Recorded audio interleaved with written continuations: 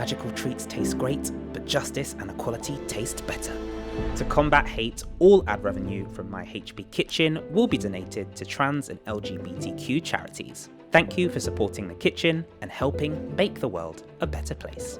Mischief managed. Hello witches, wizards, and those who have just escaped from Azkaban. Welcome to my Harry Potter kitchen. This is the YouTube series where I'm making my way through the Harry Potter books, making recipes for every item of food and drink that we find inside.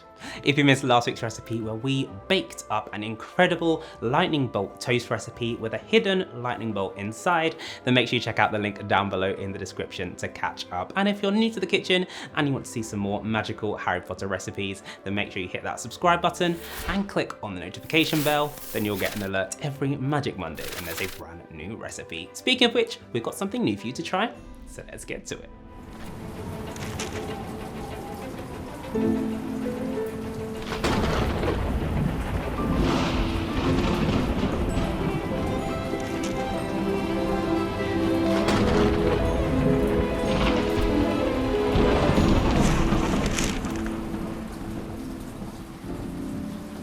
This week's recipe can be found in Chapter 2 of the Prisoner of Azkaban, Aunt Marge's Big Mistake.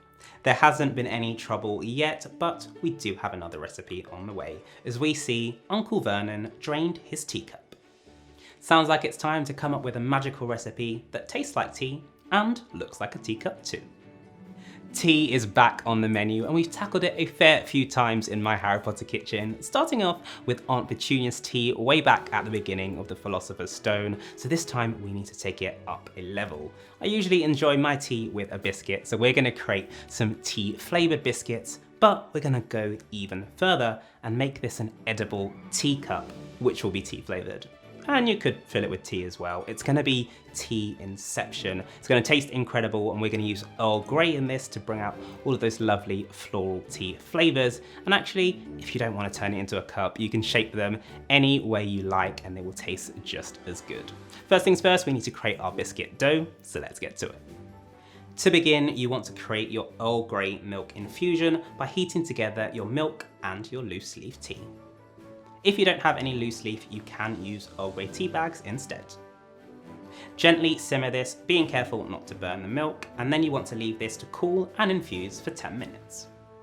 While the infusion is cooling, you can cream together your butter and sugar until light and fluffy. In a bowl, I'm going to crack in my egg and then flavour with vanilla before straining over my Earl Grey milk. Beat this together until it's well combined and then pour into your butter and sugar mixture. You want to mix this through until it's nice and smooth, scraping down the sides halfway through. Next, it's time to add in our dry ingredients, so I'm going to add in my flour, baking powder, mixed spice, and salt. Work this through into a dough, being careful not to overmix. Once it comes together, you'll have a nice soft dough, so I'm going to pop this onto some cling film, wrap it up, and then pop it into the fridge to chill for 30 minutes to an hour. So as I mentioned, once your dough is ready, it's going to be really soft, and that's because we soften the butter while it's creaming with our sugar. So putting it into the fridge is an important step to help it firm up, and then when we roll it out, we don't need to use as much flour to prevent it from sticking. We're also going to put it back into the fridge once we've shaped it, and that's going to help lock in that teacup shape so that when it hits the oven and the heat of it melts our butter again, it doesn't all slump down and it will hold its shape while it bakes. Lightly flour your surface and then place 3/4 of your dough into the middle. You can sprinkle some extra flour on top and on your rolling pin. I'm then going to roll this out to about 1/2 centimetre thick before cutting it into our shapes. You want the largest circle, which is going to be the main part of our teacup. I'm then going to cut out a smaller circle, which is going to be our saucer.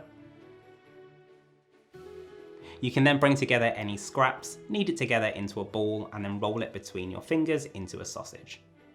This is going to become our teacup handle. If you're using any bowls or metal to create your shapes, it's important to make sure you oil them well to help get your biscuits out afterwards.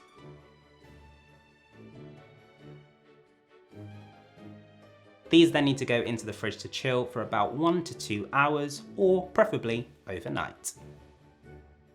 So while our edible teacup is setting, I can tell you a bit about the trials and tribulations that went into making this recipe. It took a few attempts to find the right way to get that teacup shape. I started off using glasses which were too big, which meant when it went into the oven, it dripped down and slid off the glass. And then I realized we need to have some level of support at the bottom. So I used some silicone molds, which are smaller, so the dough always touches the sides, but then it didn't have as much of a defined shape, and I like to have a big mug of tea when I drink my tea. So then I went for the bigger option. Having a larger teacup meant we have more on the sides to support it while it bakes, lots of space to stick on our handle afterwards as well, and that means if you're filling it up, you can fit in more tea.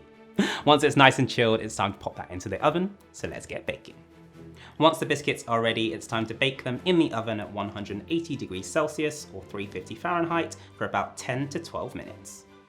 Just as they start to go lovely and golden brown, you want to remove them from the oven and allow them to cool completely before taking them off the molds, as they'll still be very soft. To make your easy black icing, all you need to do is place your milk into a bowl and then add in your black food colouring gel, whisking it through until it's evenly combined. I'm then going to sift my icing sugar and my cocoa into a bowl and mix that through, making a well in the middle. Pour in your black milk and then stir until smooth.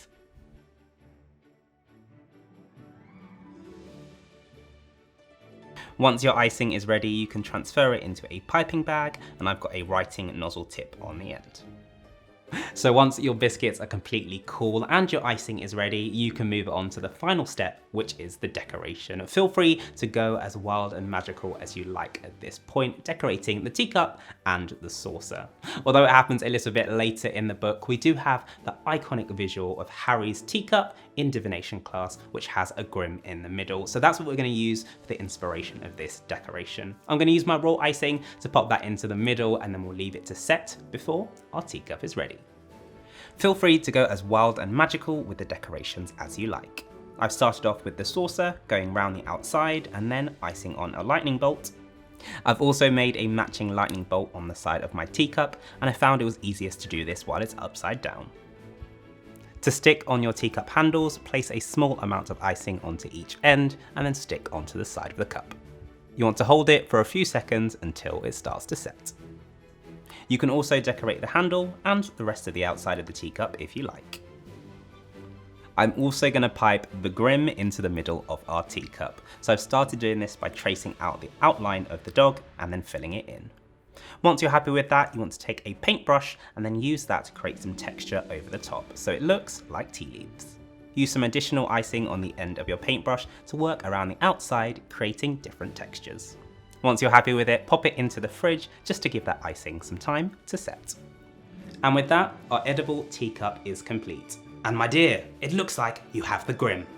If you're really serving this one with tea, don't forget to drink it quickly to avoid a soggy bottom. So there you have it, a magical way for you to enjoy tea and biscuits in the Muggle world. I hope you enjoyed this week's recipe. If you fancy giving it a go, as always, the full list of ingredients and the method are up on my blog, and the link is down below in the description. That's all for this week's recipe, but if you want to see more from my Harry Potter kitchen, then make sure you hit that subscribe button and click on the notification bell, then you'll get an alert every Magic Monday when there's a brand new recipe. It's tea time for me, so I'll see you next week.